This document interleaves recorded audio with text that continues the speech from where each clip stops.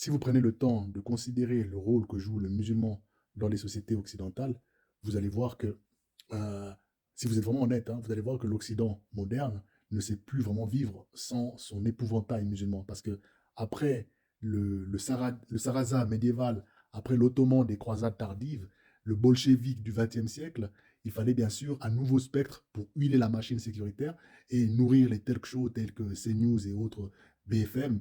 Il fallait cet ennemi terrifiant pour entretenir les budgets militaires et expliquer chaque ratage comme une sorte de menace qui est venue de l'extérieur, qui est venue d'ailleurs. On le voit aujourd'hui avec le rôle que joue par ailleurs la Russie. Le musulman, finalement, c'est devenu le personnage conceptuel qui remplit cette fonction avec la docilité d'un bouc émissaire professionnel parce qu'il n'y a pas véritablement d'islam politique. En tout cas, en France, tel qu'on nous le présente, il n'y a pas de frérisme, il n'y a pas d'entrisme.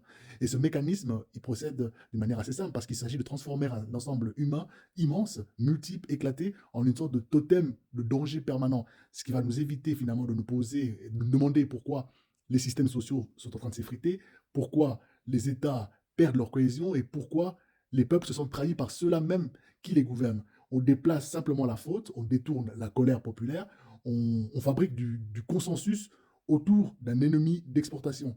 C'est un procédé qui est classique et qui est plus ou moins ancien. C'est commun de faire cela pour se décharger de quelque forme de responsabilité que ce soit.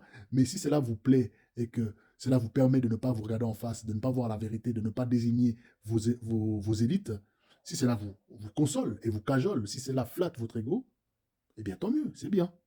Mais ne prétendez pas de tenir la vérité sur cet aspect-là de la réalité. Vous êtes totalement à côté de la plaque, vous le savez un peu au fond de vous-même, mais le plus important, c'est que cela vous fasse du bien et que vous dormiez en étant persuadé que le musulman est la cause de tous vos problèmes. C'est ça le plus important au fond.